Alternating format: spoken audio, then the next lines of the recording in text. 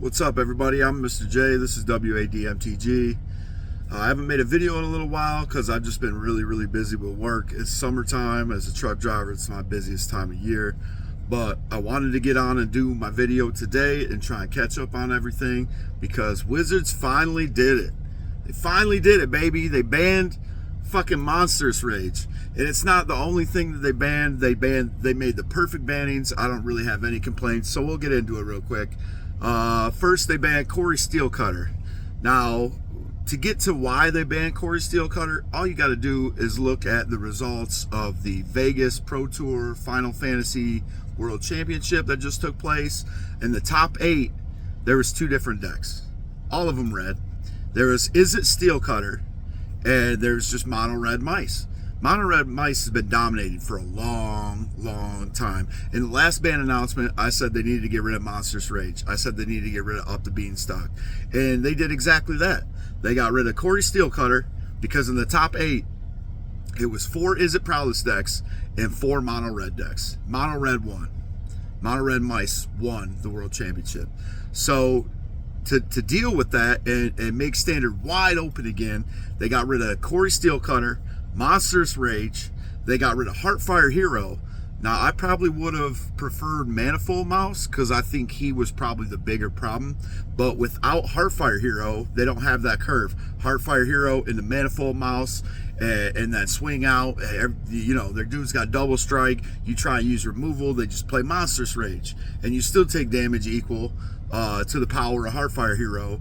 And there's pretty much nothing you can do.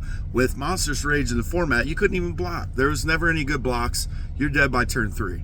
So, what do we get? We got Corey Steelcutter, Monstrous Rage, Heartfire Hero, Up the Beanstalk, which I've been saying needed to be banned for a while. So if they take out Red Deck and they take out Is It Prowess, what's it go back to?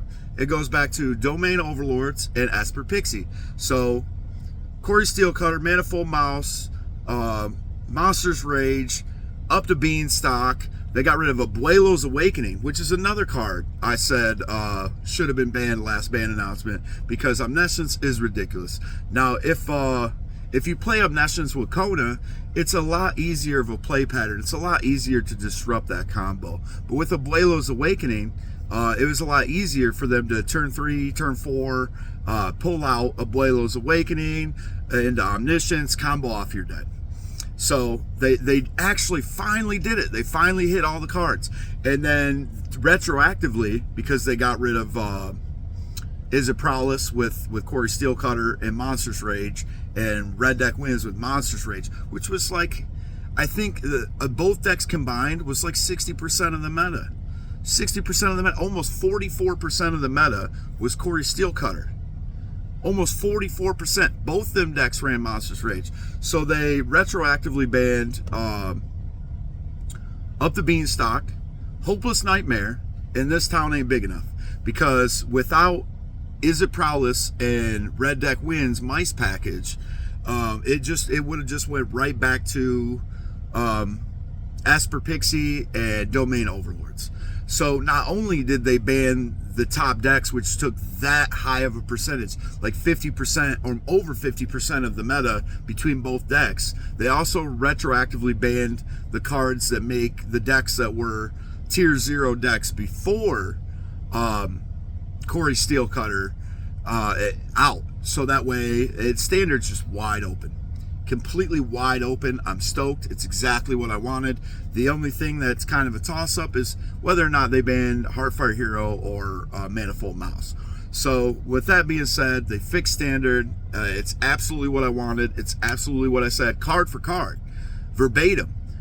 With the last ban announcement, they should have emergency banned a few cards, but they didn't. So last year, they didn't ban shit. They should have, but they didn't. So not only did they take care of the problem now, they went back and took care of the problem they neglected to take care of at the last ban announcement. So super stoked, super happy Wizards finally did it. Bravo, Wizards. Bravo. Bravo. So with that out the way, Standard's wide open, right? You can grind Standard again, and you can come to the table with just about any deck you want, and you got a shot. I don't know what's really going to take over next. I think probably black is in a real good spot, and isn't that bad, because it still has VV, and in the mice deck you can replace the one drop, but without manifold mouse you can't get that curve for hero manifold mouse and then swing in and do everything turn 3, monstrous rage, win the game, right? So it's wide open. With that out the way, like I said, I'm really stoked. I'm going to be trying to grind standard again. I'm going to try and make this video quick, but there's a couple more things I wanted to touch on. What do I think about Final Fantasy as a set? I think it's a pretty good set. I think right now collector packs are going for $99 fucking for one collector pack of Final Fantasy. It's outrageous. So as good of a set as it is, and because it's a Universes Beyond product and a title like Final Fantasy, there's rights and paperwork and contracts and stuff involved for these cards. So a lot of these Universes Beyond sets, even though they can print like universes within versions of these cards, a lot of these Universes Beyond sets, the good cards in these sets, are pretty much like pseudo reserve list, right?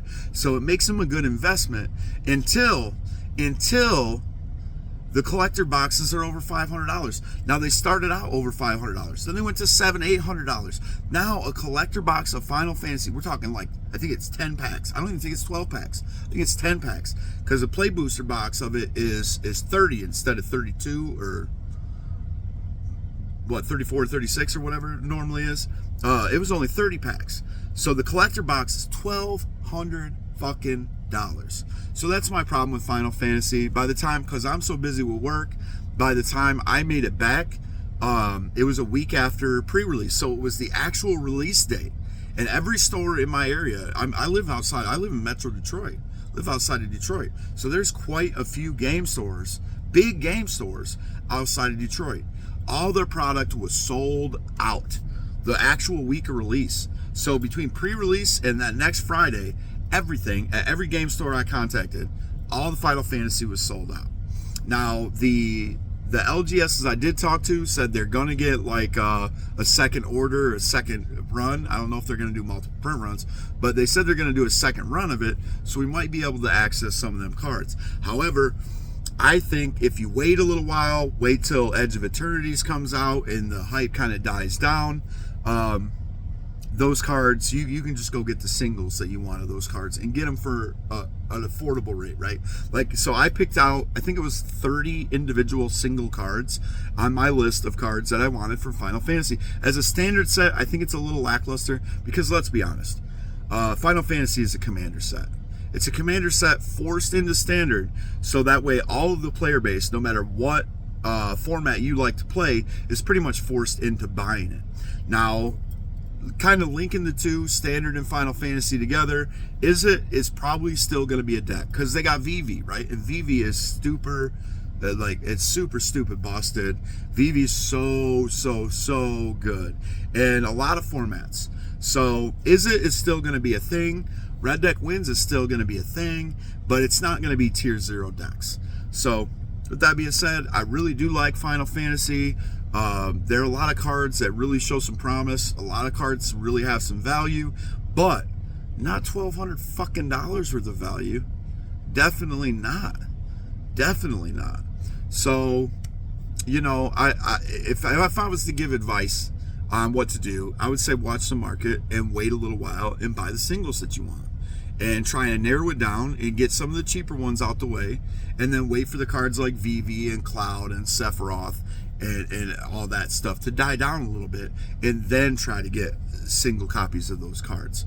So I do really like Final Fantasy. I was a fan of Final Fantasy as a kid.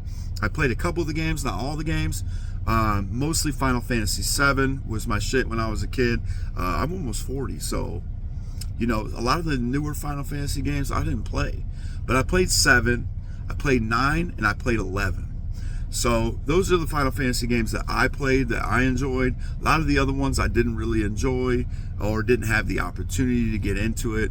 Like, was it 15 or 16? One of the newest ones. I played that game for like 15 minutes. And I was like, nah, this really ain't for me. And that's a wrap, right? So with Final Fantasy, my advice, hold out, wait a little while, see how the market goes, then go after the cards that you want from the set. Wait till like Edge of Eternities comes out, maybe hype and spoilers for Spider-Man start coming out, and then when that hype raises for these next sets, excuse me, then go back and get your Final Fantasy cards that you wanted. All right, so with Standard, the bannings, and Final Fantasy out of the way, there is another big subject that I've missed over the last month or so, month and a half. I've been really, really busy at work. Haven't had the opportunity to tackle Magic stuff. With the current state of Standard, it wasn't even really worth playing like RCQs or anything. So now we can go back and grind it, and it's wide open again, and I'm super happy. So with all that being said and out of the way, the one more topic I wanted to discuss briefly was the cedh drama, right? The 11-hour cedh game. I've got a lot of opinions on this subject, so I'm just gonna get right to it and get it out there, because all my videos are off the cuff. It's just what I think at that time, and I'm going to talk about it. I'm knowledgeable. I've been playing Magic for a long time, so it's what I think about the subject. Now, how the fuck did an 11-hour game take place in the first place? Now, if you followed this subject and looked at other people's videos, looked at the, what was it, like a Reddit post or whatever, it's like an article written by a player, and then watched all these other videos. A lot of people don't want to talk about it. You'll never see that footage. You'll never see the gameplay footage of that, first of all. You'll never see it. A lot of people don't want to talk about it. I'm not a real big influencer. I'm not getting paid to do this. Magic is not my career. It's my hobby. I love it, but I drive truck for a living. All right? So I don't need to step on no eggshells to talk about this subject. Golden Sabretooth or whatever the fuck his name is, dude's a fucking douchebag. All right? Dude's straight up a fucking douchebag. It was all his fault, and it's blatantly obvious. And we'll get into why. So, an 11-hour game. First of all, before the game started, he came out and he's like a macro Magic celebrity in the cedh realm, right? So before the game started, he came out and was like, talked to the judges, was like, well, this game's got to have a time frame because I've got a flight to catch in the morning. So before the game even started, they agreed that the game couldn't go no longer than like 10 a.m. Well, sure enough, the game went all the way down to fucking 10 a.m. because he wasn't winning, right? He wasn't winning. And most of this game was dictated by one stack. One stack? 11 hours for one fucking stack? You gotta be out of your... I would have beat his ass. I would have beat his ass. Straight up. There's no way I would have made it past 4 in the morning. By the time you hit 4 or 5 hours and this motherfucker's priority bullying on every passive priority because there's multiple heuristic studies and shit in there, I'd have got banned because I'd have straight beat his ass. I'd have beat the fuck out of that dude. Straight up. Straight up. I'd have beat the fuck out of him. Probably stole his deck. Maybe not. I might have threw it at him, right? But I'd have been that pissed off. 11 hours of priority bullying? You've got to be out of your fucking mind, bro. You've got to be out of your mind. Golden Sabretooth, douchebag Magic Award goes to you. You're a fucking loon. You should have got your ass whooped, period. All 3 of the other players playing you should have shook hands and said, this is what we're going to do. We're just going to split the prize, and we're all just going to jump his ass. Beat his ass, get him the fuck out of here. You can jump on the plane with a black eye, bitch. Right? Because that's some fucked up shit, bro. So, now I'm going to get to, now that I've got my feelings out of the way, and I've kind of had my explosion, right? I've kind of had my woosah moment and kind of let it all out, right? We'll get to how it actually happened, right? And why it should have never happened in the first place. So I also blame the judges at that event, and there's a good reason why. There's things in Magic that a good judge will know. I've been playing for a long time. I wanted to be a judge at one point. There are still some stores today that said that they'll help me through the process to become a judge. And that's something I would like to do so I can run events and do things a fair way. And if I was the judge, or any of my friends that I know that playing for a long time was the judge, or experienced players were judging that match, it would have never happened. It would have never happened. So there's such a thing as a game state warning. Now, a game state warning, you can have one of them. You get 2 of them, you're DQ'd. Dis-fucking-qualified, you lose, bud. You lose. DQ'd. Game state warning. Now there's different things you can do to pull a game state warning, like making a fucked up play. Now once you get to a certain point, you can't rewind that play and say, oh, I made a mistake, because you've already resolved all these effects. So you can't rewind play and fix it, and that's worth a game state warning. But stalling is worth a game state warning. Now, how do I know this? Because back in the day, I went to a standard tournament. We're talking like 2010, maybe 2011. I was playing in the standard tournament, and I built a deck back then the sole purpose of the deck was not to win. It was to do an indiscriminate loop, not an infinite loop, but an indiscriminate loop, where I would keep presenting the loop and going through the loop and going through my whole deck and playing a card to shuffle my graveyard into my deck and keep doing the loop. The problem is I didn't have a fucking win con. I didn't have a win con. The whole point of the deck was to very, very quickly get this combo going so I could run out the entire rest of the time. And when it came to time, I would run out the entire rest of the time and never relinquish my turn. And it would go down as a tie, but back then in the old point system, I would be rewarded more points because I not only was the turn player when time went out, but I also had more cards in my deck, and I don't remember exactly how it was scored, but I was able to make it to the top table with this deck. Now, it took a while before the judge actually came over and seen what I was doing. And it was like the final round. And when the judge did a deck check on my deck and seen that I didn't have a win con, so I could just keep indiscriminately doing this loop forever and ever and ever and wasting the entire clock in one round. So it would be an 0-0-1 or a 1-0-0, because based off of the circumstances, I could have counted that as a win because I would have been the turn player. It would have been a win. Now, I'm not exactly sure if it scores the same way today, but what I learned from that lesson, they DQ'd me and told me not to come back the next week. And 2 weeks later, I could come back, but I couldn't play that deck because without a win con, that deck was illegal. It was an illegal deck because all I did was stall. Now I would present the loop, go through the loop, and then I'd tell my opponent, I can just keep doing this all day. And I'd go out and smoke a cigarette. And then I'd come back in 5 minutes later and I'd continue to play because to my knowledge at that time, you've got 5 minutes. That's what you got, 5 minutes. 5 minutes to make a decision.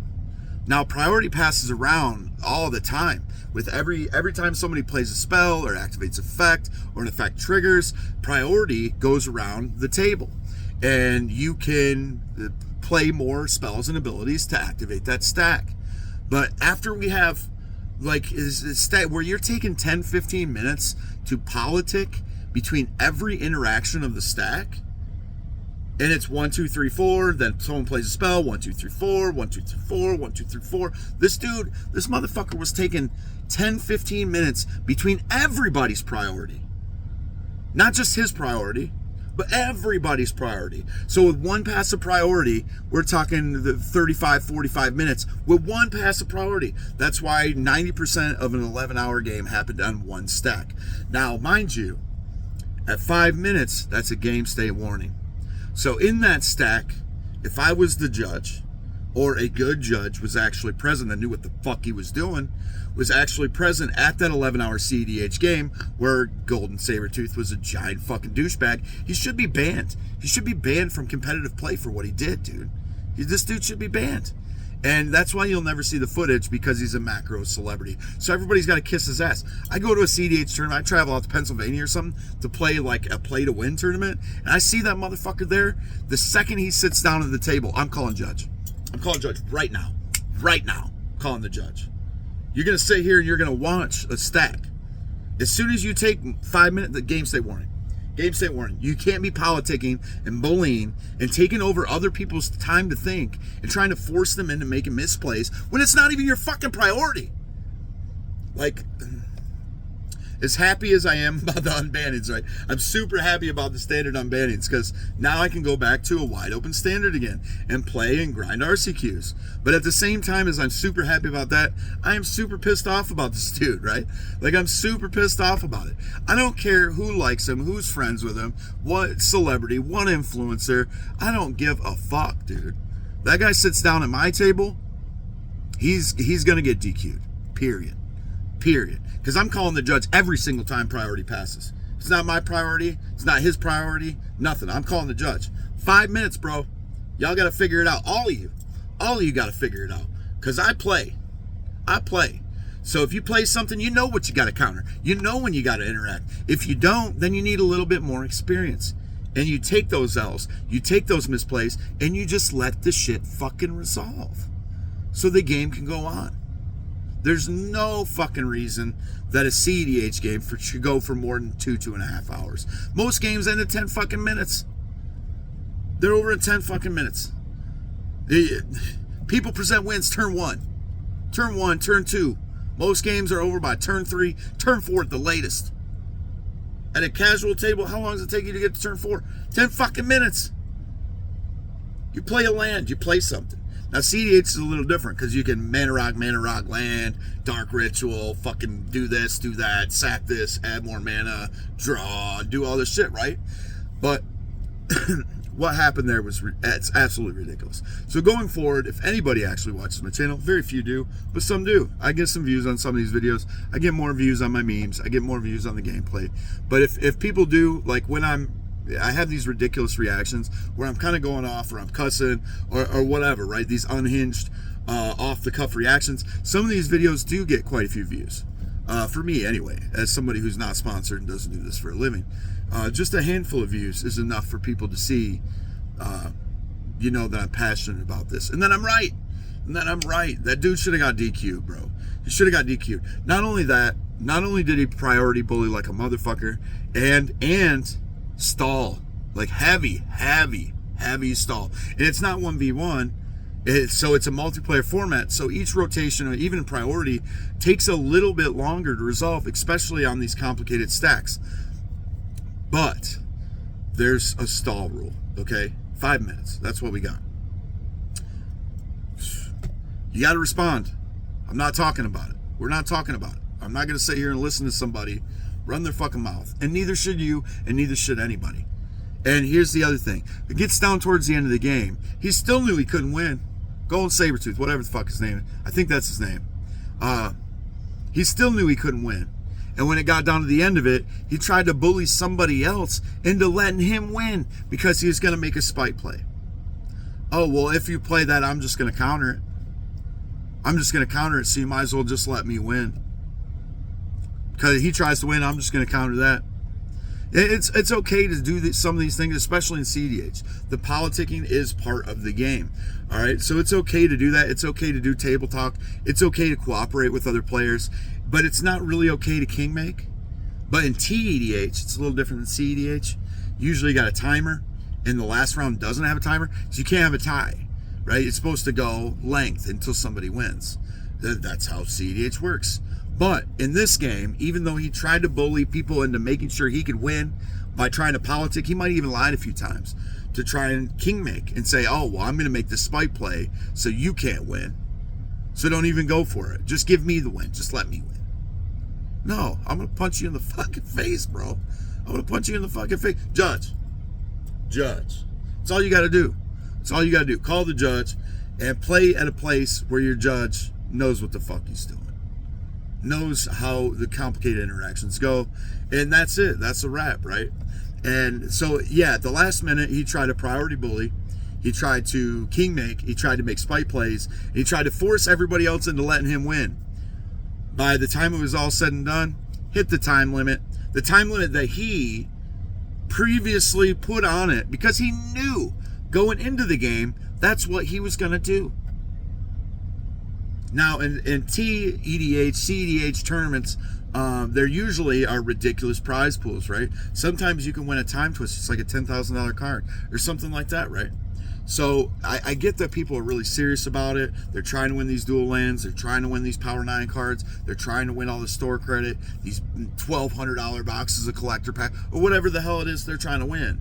But still, if you go into a game and go to the judge and make this concession where the game can't go longer than 10 a.m. because you got to catch a flight, and then you force that game to go to 10 a.m., you are the fucking problem, dude. You should be canceled. The whole Magic community needs to cancel that dude. Straight up. Straight up. Cancel that dude. And then the end result of the game was still a tie because it went to time. Because by the time it got to that point, all the other players at the table were sick of his shit. They're like, well, we're not doing this. We're not going to concede to you. We're not going to bow down to your bullshit because we want to win. We're here. We've been here for fucking like 20 hours at this point, trying to win a tournament, trying to partake in a game that we like to play and enjoy in a competitive setting where it's fair, man. Everybody knows going into it. cedh is the only format that's got the ironclad rule 0, right? Where you know that's what everybody's trying to do. They're trying to win, no matter what, at all costs, win at all costs.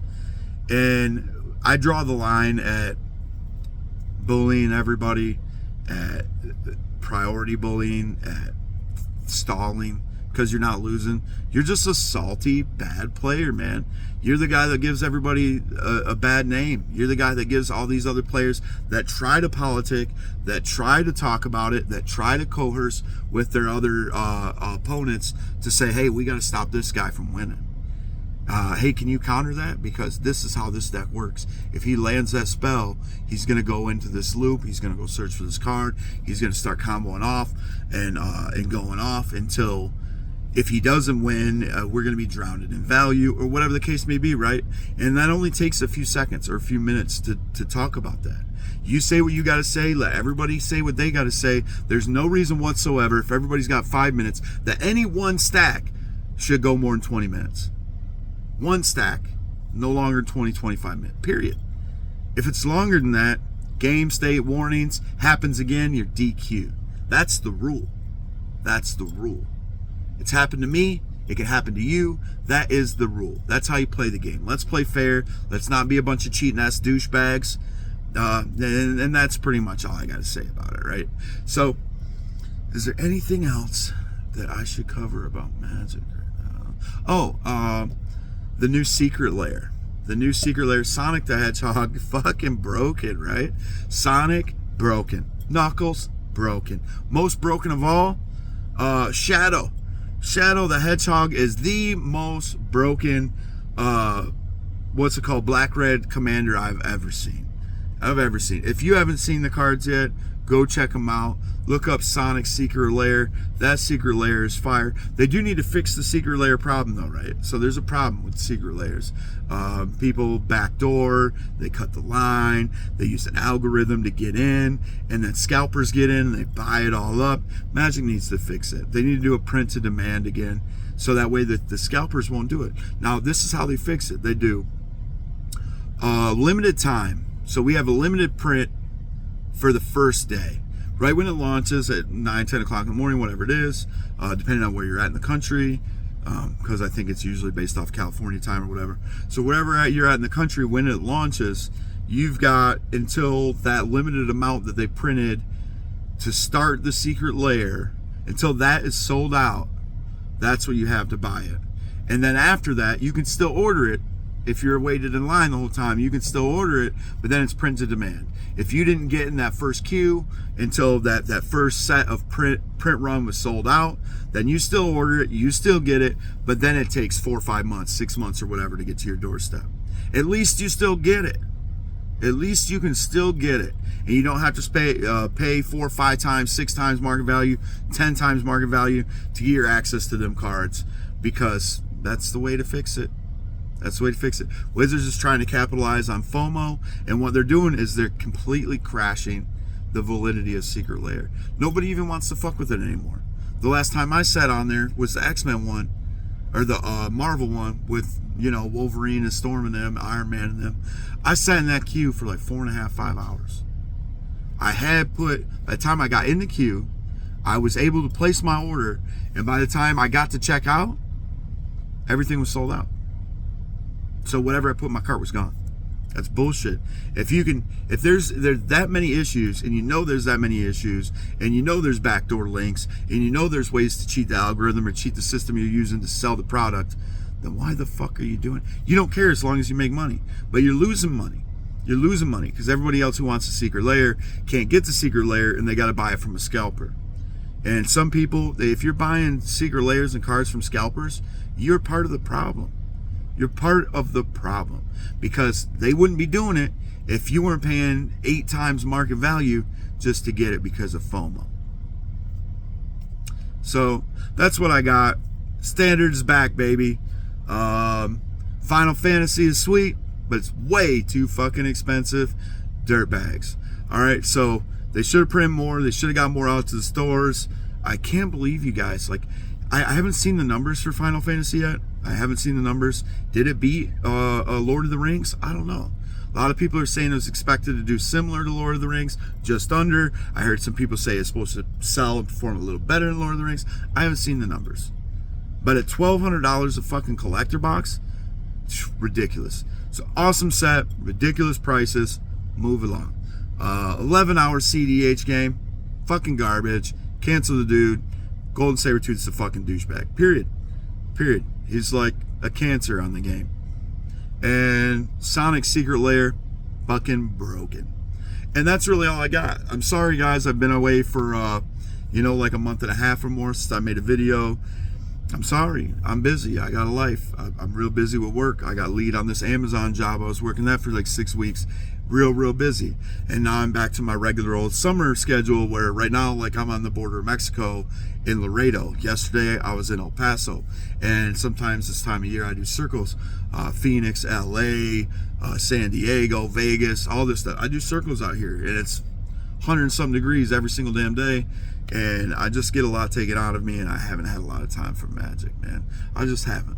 So I apologize to y'all that I've been so busy, but I got to take care of what I got to take care of, and I will get to y'all as soon as I get the chance.